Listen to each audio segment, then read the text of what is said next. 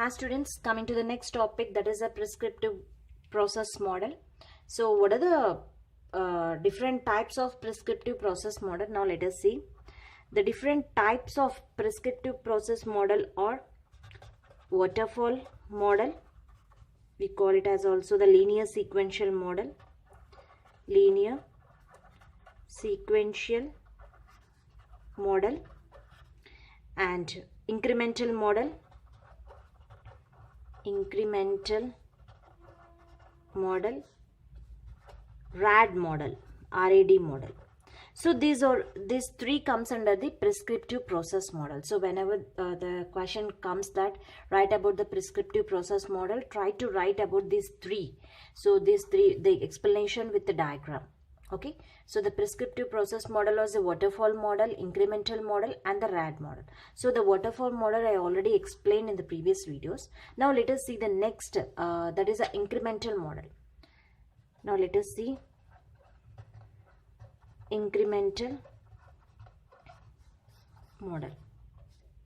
So incremental model, actually it is used when requirements are well understood. Whenever you're the person who is implementing the project, okay, the team that is going to be implement the project, they have to well understood the requirements whatever the user has given.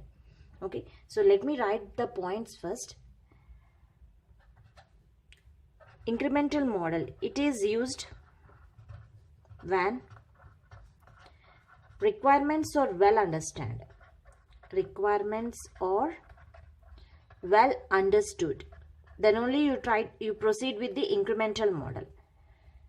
And the next point, the multiple independent deliveries are identified. In the incremental model, you will identify the multiple independent deliveries. Means once one module is over, means one concept or one module is completed, then the delivery will be there. And the everyone is independent to the other. Okay, it's a small unit modules. So every module will be delivered independently. Multiple independent deliveries are identified in the incremental model.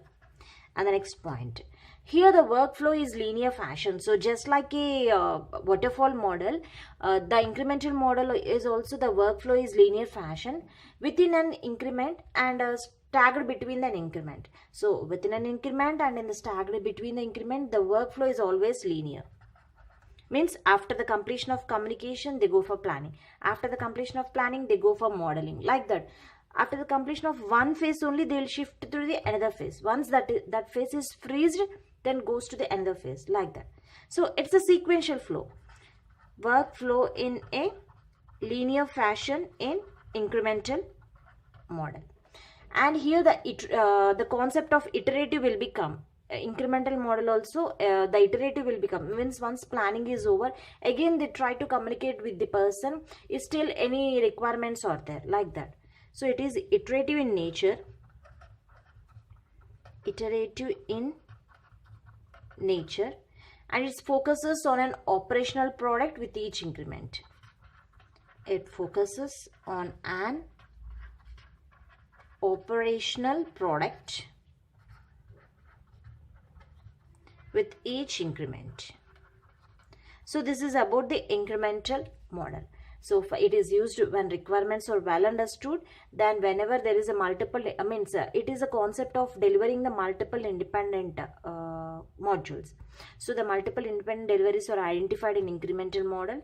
Here the workflow should be a linear. So that's why we are calling it as a prescriptive process. The prescriptive process always follows the sequential flow, the linear fashion, and actually it should be iterative in nature. Even though it is iterative in nature, but it follows a linear fashion, one after the other. Okay, so in any stage any problem is occur, it just follow the iterative in nature, and it is focused on an operational product with each increment.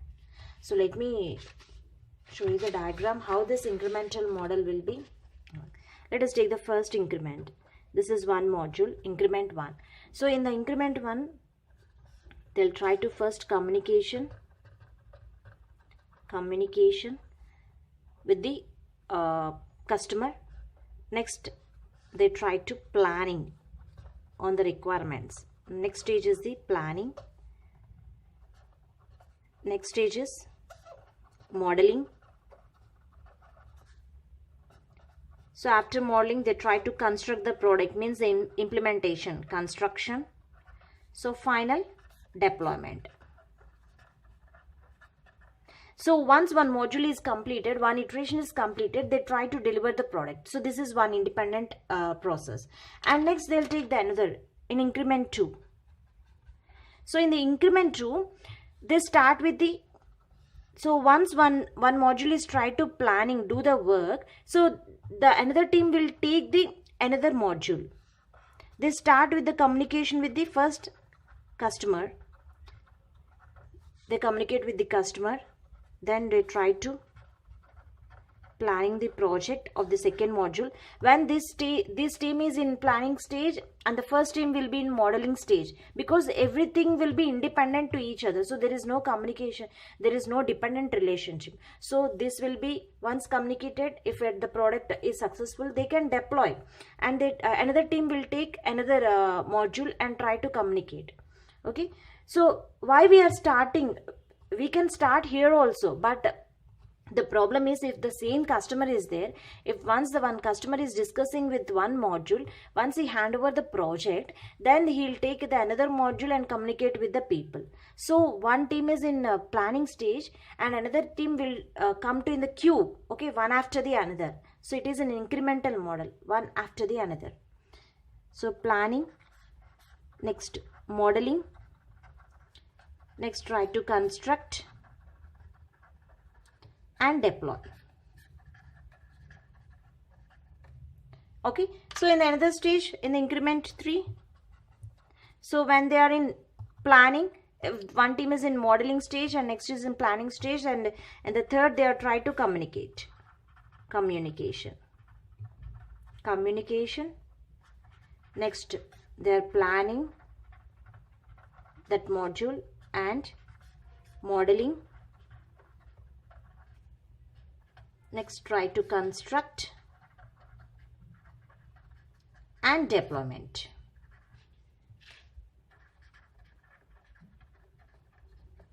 So this is how the incremental model will be work. Thank you.